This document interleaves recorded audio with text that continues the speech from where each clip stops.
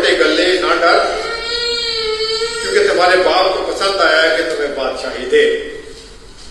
आज का बिट जो पढ़ा गया उसको भी हम देखेंगे आहिस्ता आहिस्ता।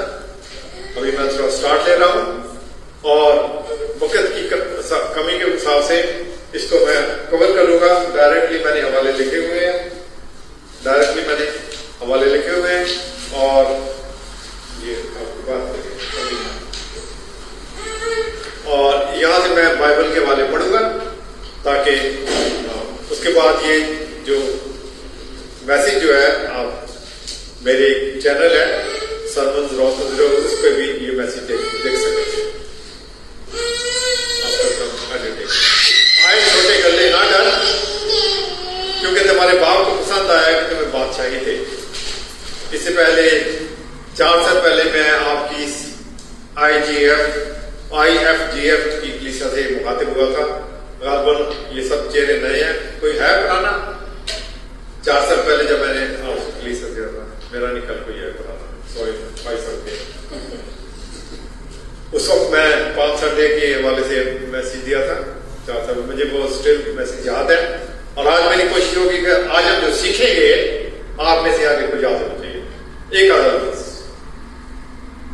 जब मैं नेक्स्ट टाइम आऊं तो खुशकिस्मती से 4 साल पहले जो था इसमें कोई नहीं है, वरना मैं उसको पकड़ लेता क्योंकि आपको याद भी नहीं रहा। आज हम सीखेंगे थोड़ी देर के लिए, आए छोटे गले ना डर, क्योंकि तुम्हारे बाप को पसंद आया कि तुम्हें बादशाही दे। लूका 12:32। ये जो IFGF की कलीसिया जो है, इंटरनेशनल फुल गॉस्पेल फेलोशिप, हमारी छोटी कलीसियाओं की मान्यता है। छोटी कलीसिया का राज तब्दील शुदा जिंदगी है।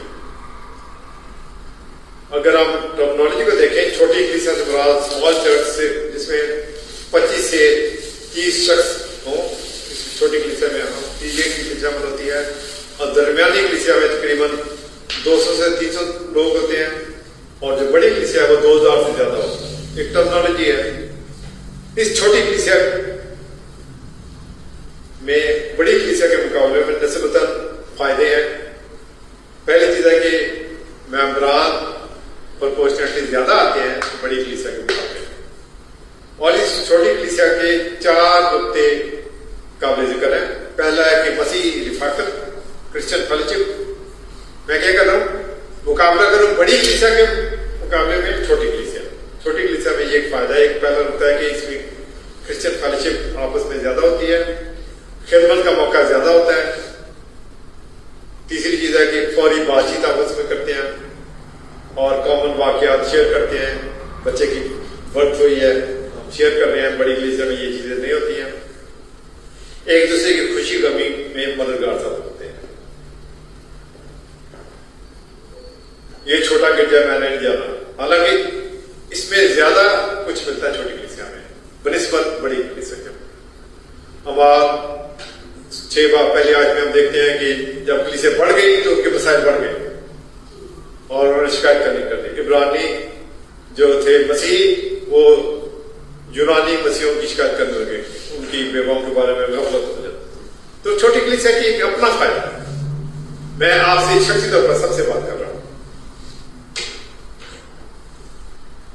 फिलमून पहला बाप, दूसरी आयत, बहन अफिया और अपने हम सिपा अरबस और फिलमून के घर की कलीसिया के नाम। घर की कलीसिया, पलूस ने जिन कलीसियाओं को में विजिट किया, जिनको खुद लगे, मेजॉरिटी कलीसियाएं छोटी कलीसिया की, इस कलीसिया के माध्यम।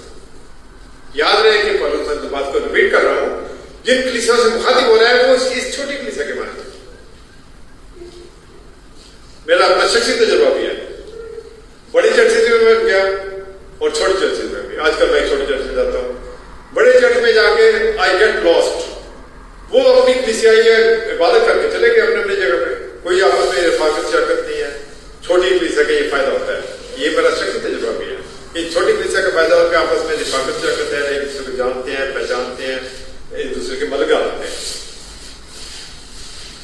दूसरा तिमोथियस उसका 3 बाब पहली आयत 5 आयत। दूसरा तिमोथियस 3 बाब पहली आयत 5 आयत। मैं बाइबल की आयत पढ़ रहा हूं।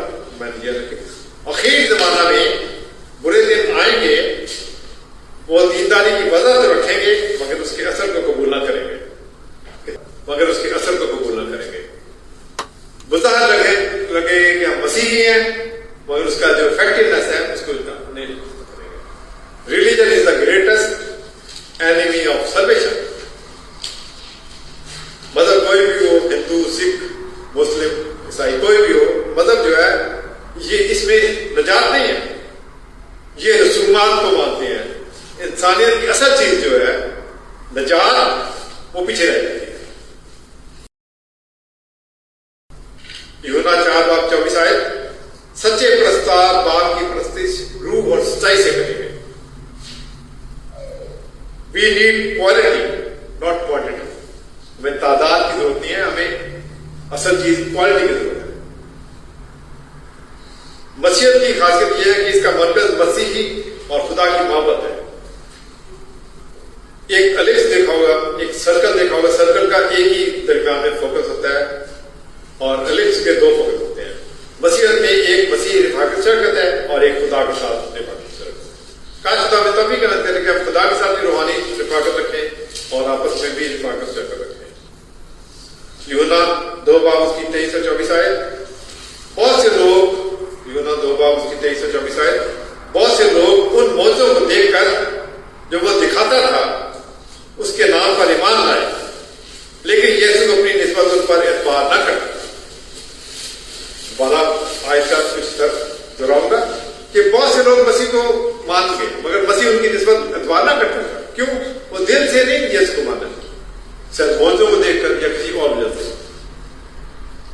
सुदर्शन कहता है कि एशिया में अगर कोई मसीह नहीं है तो कोई और मदद कर सकता है, मगर मगरब में अगर कोई मसीह नहीं है तो क्या आप मदद करें? कुछ भी नहीं, बेमतलब। काश खुदा में तौफीक ना करें कि हम सही मसीहत को समझे। पौलुस कहता है 2 Corinthians 12:6 आयत, कोई मुझे उससे ज्यादा ना समझे जैसा मुझे देखता या सुनता है। कोई मुझे उससे ज्यादा ना समझे जैसा मुझे देखता या सुनता है। अभी मुझे तक याद है कि जब मैं एक जगह कनाडा में जा रहा था, बाइबल पकड़कर गिरजाघर में, मौसम जरा गर्म था, पैदल जा रहा था, तो एक औरत ने मुझे देखा, उसका नाम ईडत था। उसने कहा, बेटा तू गिरजाघर जा रहा है तो तू मुझे भी याद करना। Still that woman is in my daily prayer list. Detail में नहीं जाऊंगा, मैं तारुफ नहीं कर सका अपना, लेक्चर के दौरान थोड़ा सा तारुफ हो जाएगा। किस तरीके से जाते जाते उसे पहचाना कि ये शख्स मसीही है और गिरजा में जाता है। जब आप लोग आ सकते, पौलुस कहता है कि मुझे जैसे देखते हैं बहुत सुनते हैं उस तरह मुझे पहचाना है। जब आप गिरजाघर में आए तो क्या लोगों को मालूम हुआ कि आप गिरजाघर आ रहे हैं? कोई गाड़ी पे या पैदल पे, कोई हाथ बाइबल थी या गाड़ी पे कोई ऐसा निशान था? मुझे याद है कनाडा में एक चर्च है, उसके लोग जब जाते हैं चर्च में, शहर से जाते हैं, सबको पता रखते हैं। उस फिर उन्होंने चादरें नजर पहनी होती है, औरतें हो या मर्द हो, पता लगता है ये चर्च जाने हैं। तो डिस्टिंक्शन, पब्लिकली कन्फेस करना निजात के लिए इकरार जरूरी है। क्या जब हम जाते हैं तो लोगों को मालूम होता है कि ये मसीही है? चेहरे से, एक्सप्रेशन से, चलने से। बाज स्कूल कॉलेज जैसे होते हैं उनकी चाल से पता लगता है कि ये फलाने जगह का। एफसी कॉलेज के बारे में रूटीन है, कुछ लोग पाकिस्तान से ताल्लुक रखते हैं, एक एक्सेल कॉलेज है, दोनों कॉलेज के बारे में एक ट्रेडिशन है। एफसी कॉलेज के बारे में जो वो आदमी बोलता था तो पता लगता है ये फॉरेन राइट है, और एक्सेल कॉलेज का आदमी लड़का चलता था, चलने से पता लगता है ये एक्सेल कॉलेज का है, उसके स्टाइल से। और अमाल की किताबें लिखा हुआ है कि जब वो शागिर्दों की अदालत में गए तो लोगों को मालूम हो गया कि ये मसीह के साथ रहे हैं। पता लग गया ना हमारा जो है रहन सहन, मसीहत जो है इस कलीसिया की जो एक खास डिस्टिंक्शन है बाकी कलीसियों के मुकाबले में, कि लोग पता लगता है। मुझे एक वाकया याद आता है कि एक नर्सरी में गुलाब के पौधे थे, उसमें एक ठीकरा था, मट्टी का ठीकरा था, और वो ऐसा ऐसा गुलाब की खुशबू के साथ उसमें खुशबू आ गई। तो क्या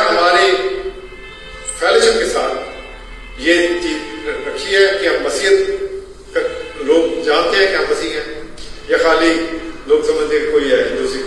अक्सर का लोग मुझे पूछते हैं मेरे काम पे, आप हिंदू हैं, आप सिख हैं, आपकी प्रॉब्लम क्यों नहीं है? मैं कोशिश करता हूँ क्योंकि जॉब में, क्योंकि culture is different from religion. I don't know about England, UK, Canada में और अमेरिका में फर्क है. आप मेरी हेल्प करेंगे इस सिलसिले में. कनाडा में चर्च और स्टेट इकट्ठी है. मैं तो ये कहता हूं कि कनाडा में पुलपट जो है वो शैतान के हवाले है. क्यों? पुलपट से आप रियल मीटिंग नहीं दे सकते, ये लाजमी करें. मगर स्टेट्स में church is separate from state.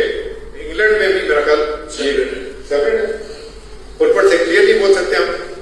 मगर कनाडा में पुलपट बिशप भी कह जाके वो अरेस्ट कर देते. चलो जो ये हमारा आज का टॉपिक नहीं, हमारा आज का टॉपिक है आए छोटे गले ना डर, क्योंकि तुम्हारे बाप को पसंद आया कि तुम्हें बादशाही थे. पहला सामुएल 14 बाब 6 आयत.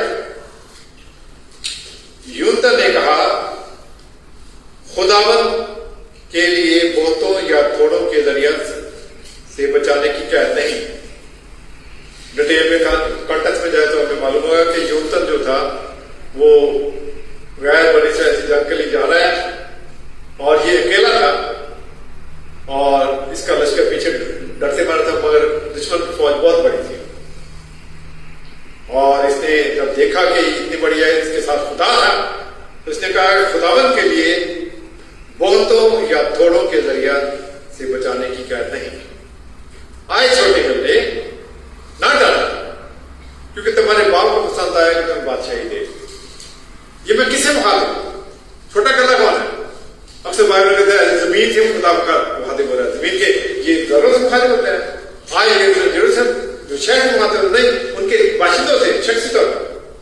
जब मैं कह रहा हूं आए छोटे गले ना डर, इसी मुराद आपका शख्सी तौर पर एक एक नाम, सबके नाम सुन तो मुझे मालूम है. एक नाम मुझे याद है, अख्तर. आए अख्तर ना डर, क्योंकि तेरे बाप को पसंद आया कि तुम्हें बादशाही दी. किस किस्म की बात है? If you have authority to command, people will obey. एक शख्स के ऊपर बादशाही अगर हो तो आप औरत पर भी बादशाही करते हैं. एक फैमिली के ऊपर बादशाही हो सकती है, एक कलीसिया पर बादशाही हो सकती है, एक कौम पर बादशाही हो सकती है. आए छोटे गले ना डर, शख्स के ऊपर एक एक से बात कर रहा हूं, क्योंकि तेरे बाप को पसंद आया कि तुम्हें बादशाही दे, कि तुम हुकूमत कर सको खुदा की मदद से. जॉन नॉक्स 16वीं सदी का एक खादिम है. उसने कहा था, a man with God is always in majority. A man with God is always in majority. एक शख्स जो जिसके साथ खुदा है वो मेजॉरिटी में. इमसाल 29 बाब उसकी 16-18 आयत में लिखा हुआ है, रोए बगैर रोया के लोग बेकार, बगैर रोया के लोग बेकार. कोई मिशन है, कोई विजन है जिससे लोग आगे बढ़ते हैं. IFGF का एक कोई टारगेट है, कोई प्रोग्राम है. जाहिर एक प्रोग्राम यह है कि क्रिश्चियन रियल फेलोशिप, और इस फेलोशिप को हमने आगे बढ़ाना. अगर हम फेलोशिप की हिस्ट्री देखें, मुझे मालूम नहीं कि भाई अख्तर कब से हमारे साथ थे. ये जो किताबों का प्रोग्राम थे आपको उसके बाद अच्छा. तो हमारी जो फेलोशिप जो है 1967 में शुरू हुई, तकरीबन इसको 55 साल हो गए. हमारा 5 प्रोजेक्ट, हमारे प्रोजेक्ट में 5 पॉइंट्स आते हैं. उसमें एक ये है कि पास्टर की आवाज कलीसिया तक जाती है. आजकल जमाना मीडिया का आ गया है, तो मीडिया को भी हम सप्लाई करते हैं. इंटरनेट के जरिए, ऑनलाइन के जरिए कई पास्टर भी मैं यूट्यूब चैनल से बनाता हूँ, स्पेशली उनके नाम के ऊपर, और बहुत बहुत कर रहा हूँ. तभी से मैंने ये गीतों का प्रोग्राम है, ये भी मैंने बहुत से प्रोग्राम बनाए हुए हैं, ताकि उस आप या डायरेक्टली जो आजकल ये यूज कर रहे हैं नौजवान से, इसको यूज कर रहे हैं, they can use this one, either this one. इसमें भी प्रोग्राम है, आपके जो गीत हैं उसके प्रोग्राम में इसमें आप देख सकते हैं, या स्क्रीन से या किताबों से, जैसे भी आगे मैंने जिक्र किया हुआ है. तुम्हारे इस हिस्ट्री में हम 5 प्रोजेक्ट लेके चले हुए हैं 55 साल से. उसमें एक मेजर प्रोजेक्ट ये है कि जिस चर्च में हो, आज देसी चर्च में ये एप्लीकेबल नहीं है, इसलिए मैं इसका जिक्र नहीं करूंगा। मगर मीडिया के जरिए पास्टर की आवाज प्रॉपरली नीचे तक पहुंचनी चाहिए।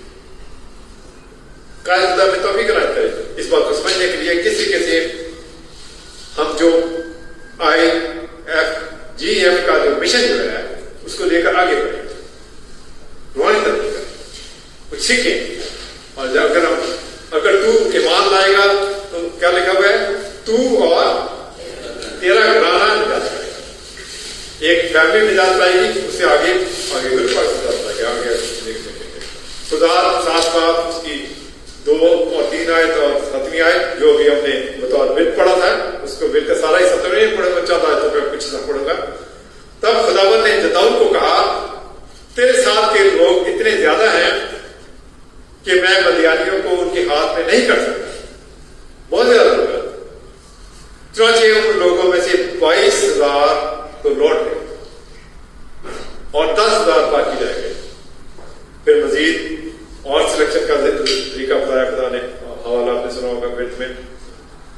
फिर आज 7वीं आयत में लिखा हुआ है, तब खुदावन ने जदाऊद से कहा कि मैं इन 300 आदमियों की सिरा से मदियानियों को तेरे हाथ में कर दूंगा।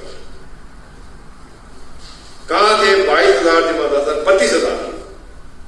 बताने का ये बहुत ज्यादा है, मेगा चर्च, ये नहीं बात बनेगी। स्मॉल चर्च, थोड़े लोग, अब भी आप बहुत ज्यादा है। अब मैं आगे जाके देखूंगा, बताऊंगा मैं, आप ज्यादा है, सिर्फ थोड़े होती है इफेक्टिवनेस के लिए। इन 300 आदमी को सिरा थे। पिछले दिनों हमारी ये मुझे छुट्टी हुई थी 4 वीक्स की, और ये मेरा 4 वीक्स में 10 सरमन थे। ये आज का 9वां सरमन है, और ये 10 सरमन यूट्यूब में आएंगे, आप देख सकते हैं, ये सरमन देख सकते हैं। तो टोरंटो फेलोशिप में वहां मैंने शेयर किया था, तो हमने एक लिमिटेशन लगा दी थी। स्टार्ट हमने 7 तालिब इल्मों से किया था, फिर 7 फैमिलीज बनी है, और टोरंटो में 7 फैमिली के रिप्रेजेंटेटिव थे, 20, उससे ज्यादा लिए। तो लगा कि बहुत से लोग थे, मगर हमने उनको नहीं इन्वाइट किया, सिर्फ अपनी तबीयत के लोग फेलोशिप माइंडेड उसको बुलाया। जिस तरह IFGF के एक खास प्रोग्राम है, आप उनको बुलाते हैं। अगर बात कोई आदमी है, शायद थोड़ा सा आदमी अपसेट हो जाते हैं, तो हम देखते हैं किसी के से एक खास एम, जहां रोया नहीं वहां लोग बेकार करते हैं। एक खास प्रोग्राम लेकर उन्हें हमें करना है, बगैर प्रोग्राम के नहीं चलना है। डॉक्टर टोयोटोमी जापान का एक खादिम है, PhD इंटरनेशनल फेलोशिप के साथ आपके ताल्लुक होगा। उसमें एक स्ट्रेटेजी पेश की उसने, group of 5 cell group strategy. उसने कहा कि सेल ग्रुप में 5 आदमी जहां हो तो वो आप इफेक्टिवली एक दूसरे से बात कर सकते हैं, पर्सन टू पर्सन। अगर 5 से ज्यादा तो वो इम्पर्सनल बात हो जाती है। बहुत बड़ी कलीसिया है, पादरी बोलेगा इम्पर्सनल सबके साथ, के साथ 5 आदमी बैठे हुए तो फ्रंट टू फ्रंट बात हो सकती है। उसकी स्ट्रेटेजी में है कि अगर 5 से ज्यादा लोग हो जाए तो उस ग्रुप को तोड़ दे, एक और नया ग्रुप हो, नॉट मोर देन 5। ये छोटी कलीसिया है, आपस में हम एक दूसरे से मिल सकते हैं। जो बेस है कम्युनिज्म के फैलने का, उन्होंने इस तरीके से सीखा, छोटे ग्रुप में इफेक्टिवली एक दूसरे सीखे, फिर आगे बढ़ाते जाए। याकूब का नाम सुना होगा, जिसके बाद नाम इसराइल आ गया। उसके 12 बेटे थे, खानदान बना, और उसके बाद 70 लोग मिस्र में गए याकूब के साथ। फिर एक बहुत बड़ी कौम बन गई। एक बेस थी ना, याकूब के 2 भाई थे, एक याकूब और दूसरा कौन था, ईसाऊ। मगर खुदा ने याकूब को चुना, बेस मजबूत थी, आज तक फैलते गए, बढ़ते गए। IFGF कि अगर मजबूत बुनियाद है, आज तक बढ़ेगी। शर्त किया है मजबूत हो, हमारी बुनियाद क्या है, यीशु। यीशु खुद खुदा था, कामिल खुदा, कामिल इंसान। एक 12 शागिर्द बने, फिर 70, फिर 120, फिर 3000, बढ़ते गए। तो शर्त क्या है, बेस मजबूत होनी चाहिए। हमारी बुनियाद वसी है, अगर बेस हमारी मजबूत है फिर आगे बढ़ेंगे। अक्सर बात देखा होगा आपने, इधर भी देखा होगा, चर्च ऑन सेल बहुत जगह लगा। एक जगह मैं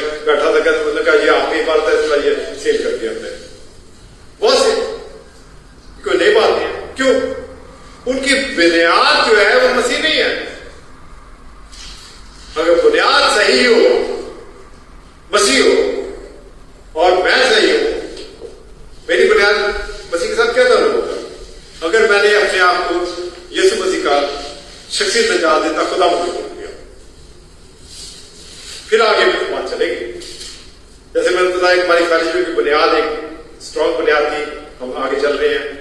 अच्छा मतलब बजट सालाना बनता है, लोग करते हैं, मदद करते हैं। और मैंने एडवांस बता दिया we will be responsible for दो थिंग्स जो मैंने ऑलरेडी जिक्र किया। तो बुनियाद जो चर्च और सेल है वो बुराए नाम मसीह होते हैं, कुछ बात नहीं बनती। काश खुदा हमें तौफीक अता करे इस छोटी कलीसिया में हम मसीह को साथ लेकर चले, आगे बढ़े, रूहानी तरक्की करें, फेलोशिप रखें। फिर बात बनती है ज़बूर 113 उसकी 7वीं और 8वीं आयत, ज़बूर 113 उसकी 7वीं और 8वीं आयत, वो मस्कीन को हाथ से और मोहताज को मजबला पर से उठा लेता है। ज़बूर 113 7वीं और 8वीं आयत, वो मस्कीन को हाथ से और मोहताज को मजबला पर से उठा लेता है ताकि उसको उम्रा के साथ यानी अपनी कौम के उम्रा के साथ बैठाए। छोटे शख्स को उठाकर बादशाह उठा बैठता है। शर्त क्या है? बेस बुनियाद ठीक हो, मसीह मेरा शख्सी नजात का खुदा है। फिर आगे बात होती है, कहे जी मसीह मानते हैं, वो सारी दुनिया मानती है। कौन नहीं मानता? सारे मज़हब मानते हैं। कौन सा मतलब जो मसीह को नहीं मानता है? सारे मानते हैं। हाँ जी मसीह मानते हैं जी, ईसा बड़ा नबी सी का, तो क्या करते हैं? ऐसा तो नहीं करते हैं। हिंदू मजहब में, सिख मजहब में बाबा जो उनका गुरु है वो मसीह है। सारे मजहब मसीह को मानते हैं बतौर नबी, अच्छा। मगर मसीहत में जो अच्छा असल मसीहत है वो यीशु को क्या मानते हैं? कामिल खुदा और कामिल इंसान। वो तो थियोलॉजी कहती है, मगर शख्सी तौर पर मेरा शख्सी निजात का खुदा होता है, बात फिर बनती है। वरना क्या है? चर्च और सेल कलीसिया टूटती रहती है। दूसरा सैमुएल 7 बाब उसकी 8वीं और 9वीं आयत, दूसरा सैमुएल 7 बाब और 8वीं और 9वीं आयत, तू मेरे बंदा दौद से कह कि रब्बुल फ़वाद यूं फरमाता है कि मैंने तुझे 1.5 साल से जहां तू भेड़ बकरियों के पीछे पीछे फिरता था लिया, ताकि तू मेरी कौम इस्राएल का पेशवा हो। और मैं जहां जहां तू गया तेरे साथ रहा और तेरे साथ दुश्मनों को तेरे सामने काट डाला। और मैं दुनिया के बड़े बड़े लोगों के नाम की तरह तेरा नाम बड़ा करूंगा। खुदा दाऊद से वादा भी करता है, एग्रीमेंट भी करता है। तुझे छोटी जगह से उठाया और बड़ी बड़ी कौम के साथ तुझे मतलब, और एक जगह कहता है मेरा बंदा मेरी मर्जी के मुआवजे मुझे बन गया। क्यों? दाऊद बड़ा हलीम था, छोटी जगह से उठा आगे बढ़ा। कहा खुदा तौफीक अता करे कि ये जो छोटी कलीसिया जो है इसकी असल बुनियाद जो है मसीह, उस पर आगे बढ़े, रूहानी तरक्की करें, एक दूसरे को आगे बढ़ाएं। दूसरा ग्रंथियों उसका 12 बाब 10 आयत, दूसरा ग्रंथियों 12 बाब उसकी 10 आयत, जब मैं कमजोर होता हूं उसी वक्त जोर आता होता है। वैसे भी तगड़ा नहीं, जब मैं कमजोर होता हूं उसी वक्त जोर आता होता है। इसका शायद उस बात थोड़ा मुख्तलिफ है जो आज के टॉपिक के साथ रिलेटेड नहीं है, मैं फिर भी बता देता हूं कि गाल लोग कहते हैं, थियोलॉजियन कहते हैं उसको खास बीमारी थी, स्टमक की प्रॉब्लम की। खुदा से दुआ की कि खुदा ये कांटा दूर हो जाए। खुदा ने इसका जवाब नहीं दिया, कांटा उधर ही है, बीमार है वैसे, मगर क्या मेरा फजल तेरे लिए काफी है। मगर आज का टॉपिक फर्क है, जब मैं कमजोर होता हूं उसी वक्त जोर आता हूं। जब हम कमजोरी की हालत में होते हैं फिर ही खुदा हमारी मदद करता है। अच्छा हुआ कि मैं बीमार हुआ ताकि शरीर को फिर सीख लूं। मुझे अभी तक याद है कि पादरी जॉर्ज फतेहदीन, आप में से चंद आदमी उनको जानते होंगे, वो उनके घर दिया गुजरात में। तो रात का वक्त था, रात का 10-11 का टाइम था, सर्दियों के दिन थे। सर्दियां आपको मालूम है बहुत ज्यादा शदीद, 2 जनवरी का वाकया है, बहुत शदीद सर्दियां थी। तो उनका कोई अजीज की डेथ होगी, वो इस्लामाबाद में था। तो उन्होंने कहा कि अब कौन जाए उधर इस वक्त, मतलब उनको बताने के लिए इस्लाम इस वक्त की डेथ हो गई है। मैंने कहा कोई बात नहीं, पैसे मैं चलता हूँ। मैंने वो बुक जैसे पकड़ी, लोग इसको कहते हैं शायद आपको किसी को मालूम हो गया, नहीं गुजरात में मशहूर है। तो चल पड़ा, रात के 2-3 बजे इस्लामाबाद में मैंने टैक्सी पकड़ी और वो नाम बताया उन्होंने कि जी 74, पता नहीं क्या बताया, 74 का नंबर बताया। मैं वो ढूंढ रहा हूँ, वो बिजली होती उन दिनों में उस जगह की, मुझे नंबर ना मिला और टैक्सी का बिल चढ़ता जा रहा था। मैंने कहा भाई तू जा, टैक्सी उतर गया मैं, तो मैं ढूंढ रहा हूँ वो नंबर ढूंढे, तो वो नंबर नहीं मुझे मिल रहा। वो किस जगह जब शायद कुत्ते होंगे, वो भी टाइम नहीं हुआ, दोनों का टाइम नहीं हुआ, तो लोग भी कोई नहीं थे उधर। मैं बड़ा परेशान हो गया, शरीर सर्दी थी, समझ नहीं क्या करूँ, मकान भी नहीं, नजर भी नहीं आ जहां मिल जाना था, वो नंबर आगे पीछे था। फिर मैं जब थक गया, मेरी एनर्जी में जॉब दे गई, सर्दी शरीर थी, तो मैंने खुदा बस इससे आगे मैं नहीं कुछ कर सकता, तू ही मेरी मदद कर। जब मैं कमजोर होता हूं उसी वक्त जोर होता हूं। मैंने खुदा दुआ कि खुदा ना खत्म होगी बात। उसी बात एक शख्स आया साइकिल पर, उसने कहा, मैंने पूछा भाई किसी कितने जा रहे हैं ऐफ वाली जगह, उसने कहा मैं कैसे कर दिया, आ जाओ मेरे पास। किससे खुदा ने मदद की? जब मैंने मेरी एनर्जी खत्म हो गई, फिर खुदा, जब मैंने खुदा का खुदा मैं कुछ नहीं कर सकता, खुदा ने मेरी मदद। खिदमत के रास्ते में बीमारी रुकावट नहीं है। यीशु मसीह थका मांदा कुएं में बैठा हुआ है, सामने और बनकर, आपने सुना होगा यूना की जीत में, यीशु थक गया, थका मांदा बैठा हुआ कुएं के नजदीक। एक सामरी औरत आई है, उसको पैगाम दे रहा है, वो उसने निजात हासिल की, वो सारा गांव कन्वर्ट हो गया। तो मसीह की खिदमत के रास्ते में बीमारी काम नहीं आती, कुछ और काम जाता है। 4 साल पहले मुझे याद है कि जब मैं आपकी इस कलीसिया से मुहातिब था, उसमें 1-2 शख्स इधर बैठे हुए हैं, मैं बड़ा बीमार था, बड़ी मुश्किल से मैंने वो पैगाम दिया। इतनी ज्यादा सीधी बीमारी थी, मगर है कि बीमारी के रास्ते में आप लोग भी हैं, फैमिली है, घर में चर्च में आ सकते और काफी होती। तो फिर मैंने पैगाम दिया, उसके बाद फिर मैं जब वापस गया कनाडा तो काफी ज्यादा बीमार हो गया। 6 महीने के लिए ड्राइविंग लाइसेंस भी गवर्नमेंट ने दे दिया, मेरी बीमारी की वजह से काफी बीमार हो गया। बीमारी के रास्ते में, खिदमत के रास्ते में कोई चीज हावी नहीं होती है, बीमारी हो या कोई बात नहीं। जोनी का नाम सुना होगा आपने, 17 साल की उम्र में वो अपाहज हो गई और वो व्हील चेयर पर रहती थी 17 साल की, मगर पैरालाइज हालत में भी उसने 35 करा दी, 35 बुक्स जोनी ने लिखी और 45 मुल्कों का किया, स्पीचेस की बात कर, और अपने मुंह के में ब्रश रखकर वो पेंटिंग करती थी और बहुत सी पेंटिंग बनाई उसने अपनी बीमारी का ख्याल नहीं किया, मगर खिदमत का बहुत सा काम किया। कनाडा में हम देखते हैं, कार्ला एक शख्स था, वो विजुअली इंपेयर्ड था, हम कहते वो अंधा था, नजर नहीं आता था, बाइपर पता है, मगर वो मेंबर पार्लियामेंट रहा। एक और मिनिस्टर डियाना फेनले, वो भी आंखों से अंधी थी ड्यू टू ग्रेव्स डिजीज, मगर वो मिनिस्टर रही ह्यूमन रिसोर्सेज।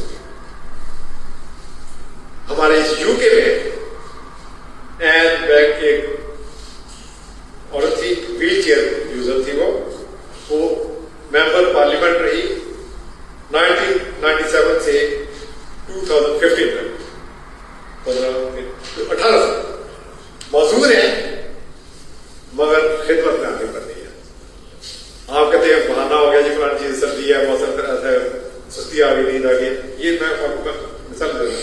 रॉबर्ट ब्राउनी एक शख्स था, उसकी एक आंख ड्यूरिंग स्कूल टाइम चली गई, खेलता था, खेलने के दौरान आंख को नुकसान हो गया, मगर वो मेंबर पार्लियामेंट रहा 1924 से लेकर 1938 तक, काफी देर तक। रिचर्ड वुड, ये भी यूके का एक शख्स है, वो दोनों टांगों इसकी रह गई।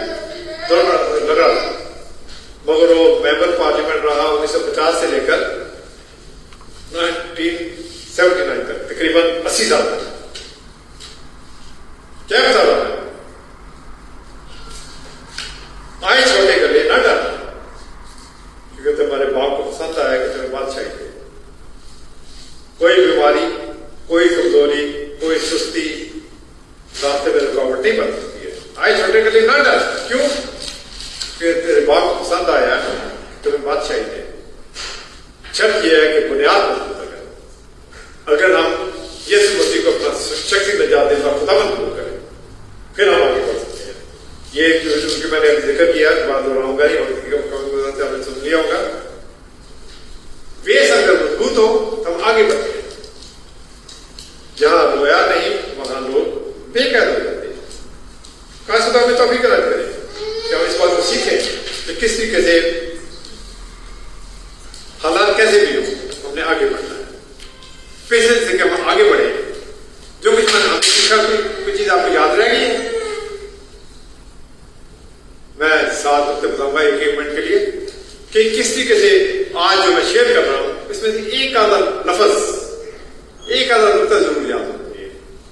आए छोटे ना डर, क्योंकि तेरे बाप को पसंद आया कि तुझे बादशाही दे। बुनियाद अगर मजबूत हो, कलीसिया की बुनियाद अगर ठीक है, मसीहत भी है, सही डॉक्ट्रिन है, तो आगे बढ़े। अगर डॉक्ट्रिन रॉन्ग है तो चर्च और मसीहत हो जाता है। क्या आप बीमार हैं? ये ना कि बीमारी सही है, जो मैंने मिसालें दे रहा हूं, बीमार थे, पैरालाइज थे, बीमार थे, लंगड़े। हाँ, आपको मालूम है खुदा का प्रोग्राम क्या है और शैतान का प्रोग्राम क्या है? हमारी शख्सियत में 3 हिस्से हैं, बॉडी, सोल एंड स्पिरिट, जो आज का टॉपिक नहीं है। खुदा का मंसूबा है कि फिजिकली मैं तंदुरुस्त रहूं, मेंटली हम आगे बढ़े। इंसान 19 बात हुआ है, ये भी अच्छा नहीं करूँ, इलम से खाली रहता। तभी से हमारे जो फेलोशिप के प्रोजेक्ट में एक प्रोजेक्ट ये भी आता है कि इलम लाइब्रेरी बनाए, रीडिंग रूम हो और ये किताबें बनाओ और रूहानी तौर पर तरक्की करें। शैतान का मंसूबा क्या है कि फिजिकली हम कमजोर रहें, बीमार रहें और इंटेलेक्चुअली आगे तरक्की ना करें, इलम में ना आगे बढ़े और रूहानी तौर पर पीछे रहें। क्या हम शैतान के मंसूबे पूरे करते हैं कि अगर हम बीमार होते हैं तो कोई गल नहीं, बीमारी ये कह देगी, मगर नहीं, खुदा के मंसूबे जाते हैं कि हम तंदुरुस्त रहें। वो भी खुदा का प्रोग्राम है। इसलिए कि खुदा जो है वो दवाइयां, डॉक्टर वगैरह ये भी खुदा का प्रोग्राम में आते हैं। आपको मालूम है कि ये बाइबल के जो 40 ऑथर जो हैं उनके राइटर कौन थे? ज्यूज थे।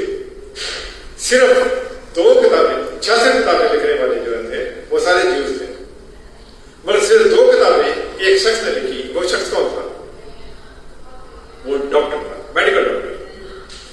उसका नाम क्या था ये तो पता होगा आपको, डॉक्टर लूक। किसी किसी पता इलम वाला आदमी को या दवाई को इस्तेमाल करता है। और पहली सर्जरी किसने की? खुदा ने की, अम्मा हवा। और पहली सर्जरी की तो क्या हुआ? वो अपना आदम की सर्जरी की और हवा पैदा हुई, ठीक है ना जी? तो अक्सर कदम घबरा जाते हैं। पहली सर्जरी हुई है जी, किधर गई दूसरी सर्जरी वाली? बाहर गया सर, हाँ, परेशान हो जाते हैं। ये उसके लिए मैं बात कर रहा हूं। साधु सुंदर सिंह एक जगह लेटा हुआ है, सारी रात सोया था। सुबह उठा तो उसने देखा कि एक सांप जो है वो उसकी बिछौने के साथ लेटा हुआ है। वो डरता हुआ भागा। फिर थोड़ी देर के बाद उसने सोचा कि सारी रात उस सांप ने मुझे कुछ कहा नहीं, तो अब मैं डरूं। फिर वो ईमान रखकर गया, आराम से अपनी चादर उठाई, सांप ने उसको मिलने का और हम परेशान हो जाते हैं। मेरी अगर पहली सर्जरी सही होगी, विदा से बात कर रहा मैं, तो दूसरी सर्जरी है वो भी खुदा करेगा। आप लोग जो बीमार होते हैं, सबसे मैं बात कर रहा हूं, फिर फलाना बीमार सीगा, वो दोबारा बीमार पता नहीं कि बनेगा। आप हौसला रखिए, ईमान रखिए। उस डॉक्टर की तरह ना करें जो पंजाबी मिसाल है, डॉक्टर जी मेरा ख्याल करना, मेरा पहला ऑपरेशन है, डॉक्टर ने कोई परेशान ना हो, मेरा ही पहला ऑपरेशन है। हमने खुदा पे ईमान रखना है कि खुदा इसके पहले मुझे संभाला है, मुझे आज भी संभालेगा। मगर एक चीज है, जब दुआ करनी है तो ये जरूर करें, खुदा मेरी मर्जी नहीं तेरी मर्जी पूरी हो। खुदा की मर्जी के प्लान के बगैर नहीं। अगर मैं बीमार हूं उसके बाद मैंने बचना है या चले जाना है, खुदा को पता है। खुदा मेरी मर्जी नहीं तेरी मर्जी पूरी हो। वो उसने दुआ की थी राखल ने कि मेरे बेटा पैदा हो, तो ज़बूर में क्या लिखा हुआ है? उसने उसकी मुराद पूरी कर दी मगर जान में सुखा दिया। हम सब भी दुआ करें बीमारी से शिफा के लिए या किसी और चीज के लिए, आखिर में जरूर करना है आए खुदा मेरी मर्जी नहीं तेरी मर्जी नहीं। खुदा के प्रोग्राम खुदा का चलता है। और वो बादशाह था, इसके बादशाह, उसने दुआ की, वो बीमार था, खुदा मुझे शिफा दे। तो क्या हुआ? उसको शिफा मिल गई। मर्जी, खुदा की मर्जी के खिलाफ। देख खुदा कितना अजीब है। ये आज का टॉपिक है मगर फिर मैं जिक्र करना चाहता हूँ। हमारी ख्वाहिश का मंदिर रखा है 5-7 मिनट है। सो हम देखते हैं कि अगर आप 2 मिनट, और अगर आप परेशानी में हैं, there are 10 groups of people are जो आपकी दुआ है। खुदा के फरिश्ते आपके साथ हैं, बहुत सी आयतें मिलती हैं। वो जो तुम में है उससे बड़ा है जो दुनिया में है। हमारे अंदर मसीह है, दुनिया में शैतान। गाड़ी का सफर कर रहे हैं, पौलुस के साथ 276 जाने बची। क्यों बची? इसलिए कि पौलुस ने दुआ की। और हमारे बाइबल में रूह की 9 नियमतें नहीं है। एक शख्स मतलब जितने शख्स है उतनी नियमतें, सब अलग अलग नियमतें हैं, हमने उसको इस्तेमाल करना है। हमारे पास कोई एक्सक्यूज नहीं है, कोई बहाना नहीं है कि जी गिरजे नहीं जाना है। मुझे मालूम है कि इतवार के दिन मैं अक्सर एक जगह जाना, 1 घंटे का सफर था, मैं जरूर उतर गया। काश खुदा में तौफीक करार करें कि हम हमारी जो प्रेफरेंस जो है वो गिरजा करें। अगर प्रेफरेंस मेरा सिगरेट पीना है, एक शख्स मर रहा था कैंसर की वजह से, उन्होंने कहा जी तू मर रहा है, सिगरेट पी रहा है। काश एक शख्स था वो मोटर के ऊपर अपने बच्चों के साथ एक शख्स था, मुझे याद है, वो साइकिल पर बच्चों के साथ। हमारी और preference must be to attend the church. काश खुदा में तौफीक करार करें कि हम ऑनलाइन चर्च करते हैं, रूप चर्च का एक और फायदा होता है, एक माहौल बनता है, एक दूसरे से हम सीखते हैं। आखिर में हवाला पढ़ूंगा, मैं मसीह के साथ मसलूब हुआ हूं, अब मैं जिंदा ना रहा बल्कि मसीह में जिंदा है। हमारी मिशन लोगों की जिंदगी में तब्दील करना है, यीशु की निजात बख्शे वाली कुव्वत को साथ, यानी यीशु मसीह को अपना शख्सी निजात देना खुदा